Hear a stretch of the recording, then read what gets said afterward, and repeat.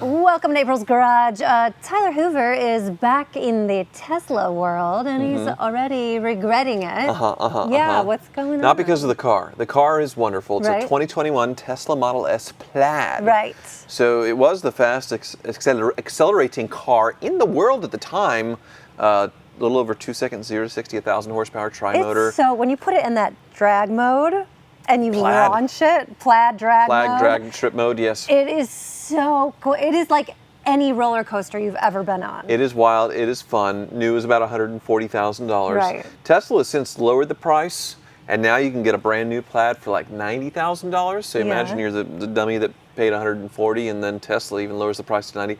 Well, used, it's even worse because I got this one for $47,000. Which is crazy. 58,000 miles, clean Carfax, and it is fast as all get out. I thought it'd be a lot faster than the Bugatti, but probably operator error. That's so wrong. Probably. I don't know. No, it was a little wet, a little damp, and I think the Bugatti just has gigantic tires and hooked up better. But they were pretty neck and neck. It's wild.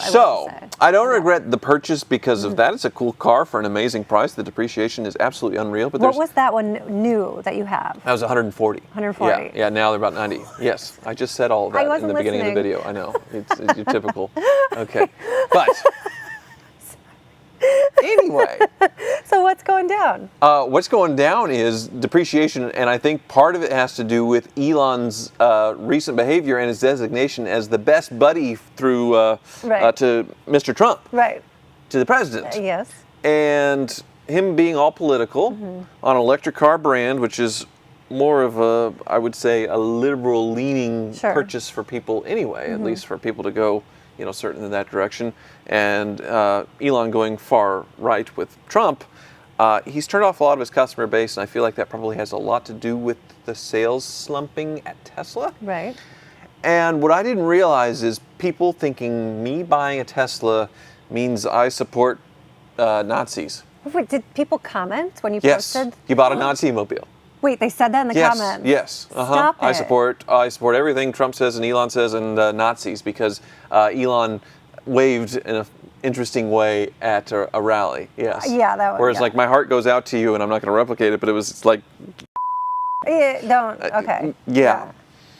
Yeah. So the comments, and it was a lower like ratio than normal for me. Usually I have like a 97, 98% like ratio. Right. Electric cars can be a little bit lower, but this one I think was around 95% because anything having to do with Elon vis-a-vis Trump, automatic dislike, and they associate Tesla with Elon. I thought it'd be more like Cybertruck stuff because there's been a lot of that in the news with that one kind of lighting on fire in front of Trump Tower. Which was a very interesting way to go out and blaze of glory in a Cybertruck at Trump.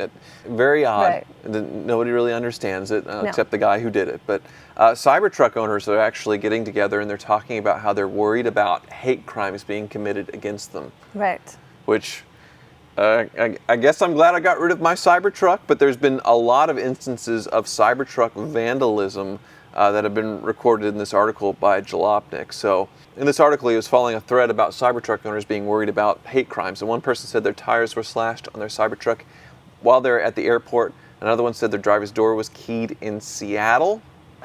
And another one had like a banana peel, like some food rubbish just thrown on the hood. So not as bad. But a lot of people just getting the finger thrown at them, yelling a-hole, all that stuff. Sometimes a banana peel or a finger can be more insulting than actually getting your car keyed. Yeah, this guy, he just got a Cybertruck, and this was his experience in one day, what he experienced. He pulled up to a block, and a female student was walking by near a university, and she said on the phone that she saw a Cybertruck, and it ruined her day very loudly, and obviously wanting the driver to hear it. And then he went to a parking lot near the Berkeley Bowl, and a person yelled loudly at him and said, "Nice car, a-hole," with the middle finger up.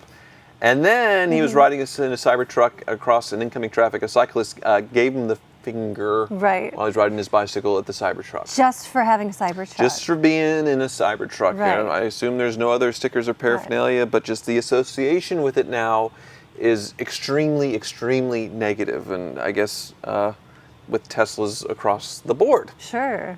Well, have you gotten any hate or anything weird? Well, just in the YouTube comments where I was seeing that, where Because I bought the car not from Tesla. Right. It was used. I bought it from an independent dealer.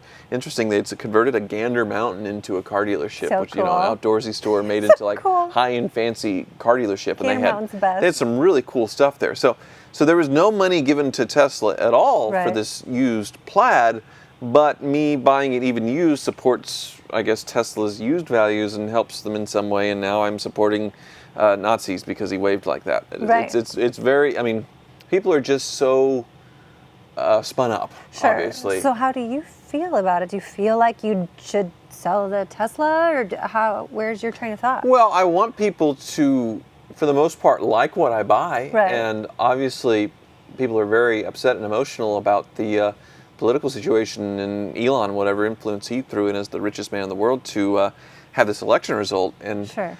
you know, my job's really to entertain people Yeah. and be a goofball with cars and not get into the political whatever Right. stuff of car. My degree in college was in political science because I found it all fascinating. It was like a big circus and a show, and everybody's just sort of posturing and you know, you see it for the game that it really is, and how like the politicians don't actually take it seriously. If you could go deep in their innermost thoughts, Yeah. it's all a game to them. Right. That you saw like Obama and Trump, you know, yucking it up Right. at Jimmy Carter's funeral.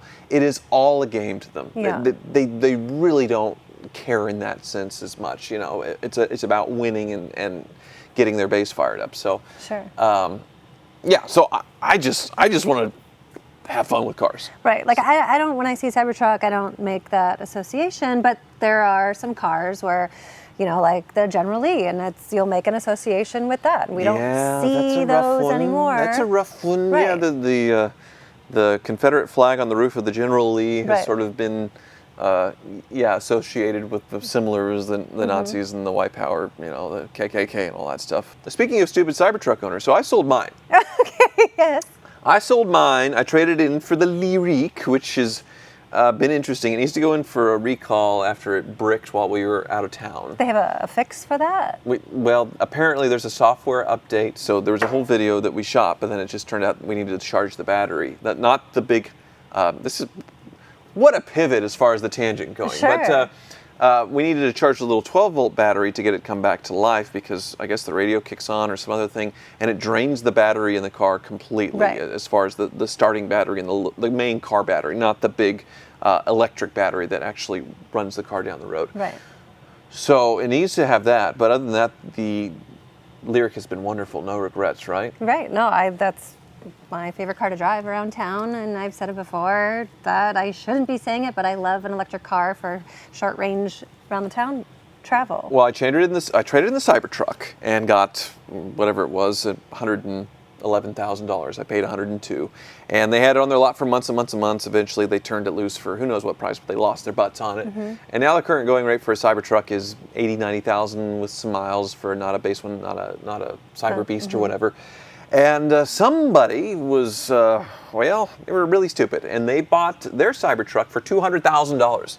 Remember back in the day when Yes. the first person paid $240,000 for a Cybertruck, That's crazy. and then a run of like 10, 20, 30, who knows how many people paid $200,000? Right. Well, this is one of the guys that paid $100,000 over sticker for his Cybertruck. Right. And then it got totaled out. It got sideswiped by an e-scooter, apparently. What?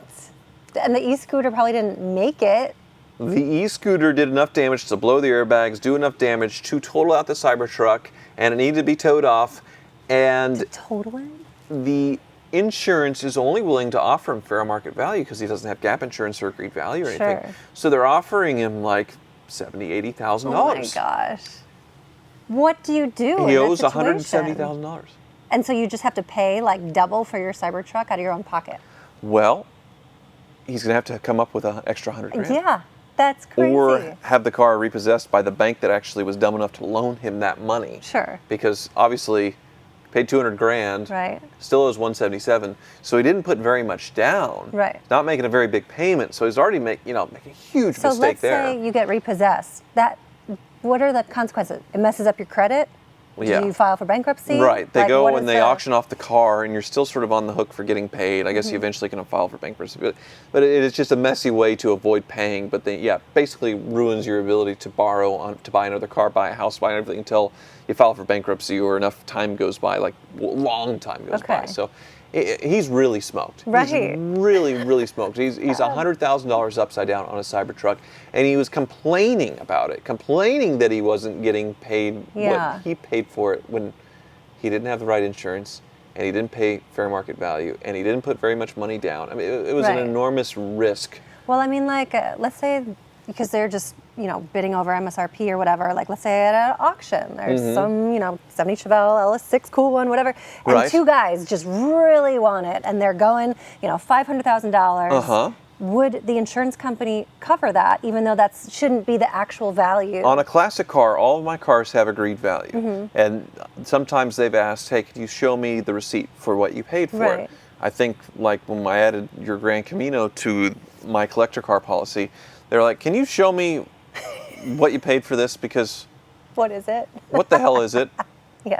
And so I did that, and okay, And they were they okay? covered it. But I think with some other cars, the higher end stuff, they want to see, Sure. like, hey, you're not buying this for $100,000 and then insuring it for $500,000 and then running it into a tree. Sure. So you get agreed value on classic cars, collector cars. It's pretty easy in that sense, especially if you have documentation of what you paid for it. Right.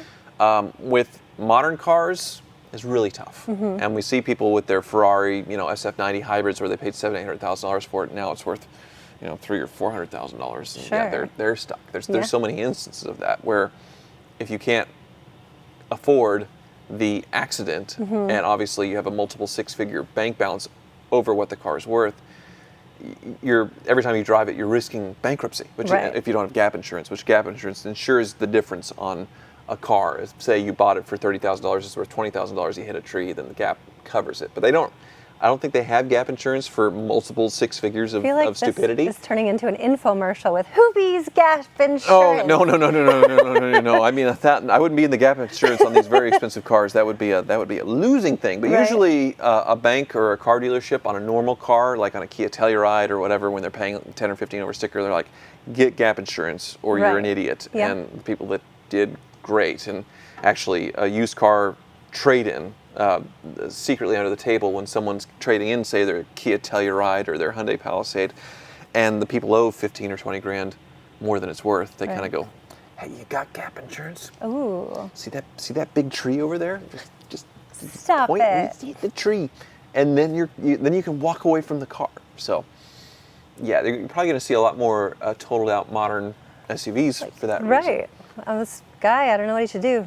Start a GoFundMe, little bake sale. No, he's an idiot. He's an idiot for complaining about it. He should just be a man. But Right. yeah, I don't know what I'm going to do on this Tesla situation. I didn't realize that it was such a hot topic. And sorry for those of you that seeing a Tesla ruins your day. Yeah, you could get triggered by it. You can see both ways. Thanks for watching.